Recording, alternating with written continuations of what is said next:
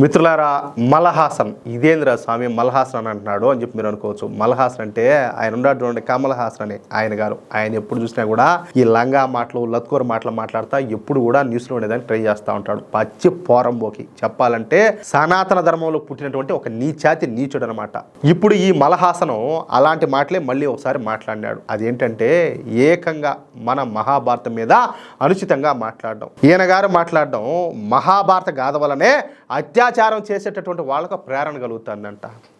ఏం మాట్లాడాలా? ఓరే పొరంబోకుండా కొడక ఓ మాట చెప్తా అంటే ఈయన ఏదైనా ద్రౌపది వస్త్రాపహరణం చూసి ఆయనకి ఏమైనా అట్లాంటి ఫీలింగ్స్ ఏమైనా కలిగాయేమో, కానీ అదే ద్రౌపది వస్త్రాపహరణం జరగడం వల్ల ఏకంగా మహాభారత యుద్ధమే జరిగింది. అది మర్చిపోయాడు ఈ నీతిమాలినోడా.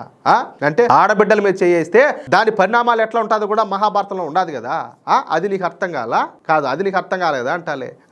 ఇలాంటి చచ్చు పుచ్చు మాటలు మాట్లాడే ముందు ఒక స్త్రీకి జరిగినటువంటి అవమానమే మహాభారత యుద్ధానికి కారణం అని చెప్పేసి 18 లక్షల మంది సైనికులు చచ్చారని చెప్పేసి ఈయన గారు మర్చిపోయినట్టున్నారు.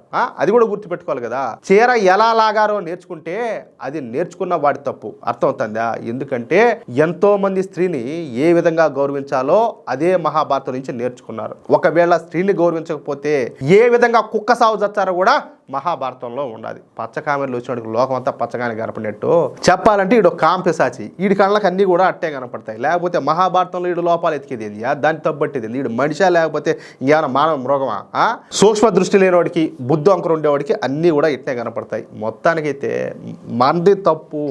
మనం ఎవరిని ఏడబెట్టాలో హద్దుల్లో పెడితే మూసుకొని మర్యాదగా చెప్పిన మాట వింటారు. మాటలన్నీ కూడా కరెక్ట్గా వచ్చాయి. మనం బాధ్యతగా లేక ఇట్లాంటి పోరంబోకం ఉండా కొడకలందరినీ కూడా ఎంకరేజ్ చేసి వాళ్ళ ఒక స్థాయిలో నిలబెట్టి ఇప్పుడు వాళ్ళు మాట్లాడుతూ ఉంటే మనం భరించాల్సి వస్తుంది. అది విషయం. ఇంకొకటి ఏంటంటే మన దేశంలో చట్టాల్లో కూడా మార్పులు రావాలా. లేకపోతే ఇప్పుడు ఖురాన్ గురించి తప్పుగా మాట్లాడితే ఎవరైనా ఒప్పుకుంటారా? బైబిల్ గురించి మాట్లాడితే అట్లాగే మన పురాణ ఇతిహాసాల గురించి తప్పుగా మాట్లాడితే మనం ఎట్లా భరిస్తాం? మెట్టుతో కొట్టి డబ్బా రేకి ఈడ్చేట్టు రోడ్డు అమ్మటి ఈడ్చి తీసుకపోయి జైల్లో దబ్బాలా. ఇంకొకసారి ఇంకెప్పుడు అటువంటి మాటలు మాట్లాడకుండా కఠినమైనటువంటి పనిష్మెంట్ ఇవ్వాలా. కానీ ఇదేంది ఇదంతా కూడా. అందుకే మన దేశంలో చట్టాల్లో త్వరగా మార్పులు రావాలా. మళ్ళీ ఇలాంటి వాళ్ళు మాట్లాడతారు, ఓయమ్మ మతహింస చెలరేగిపోతుంది, బీజేపీ మత రాజకీయాలు చేస్తుంది అంటారు. నువ్వు ఇలాంటి బోసడికి మాట్లాడితే ఎట్లుంటుందా? ఎట్లా హిందువులు వాళ్ళకి మనోభావాలు ఉండవా? వాళ్ళు మనుషులు కాదా?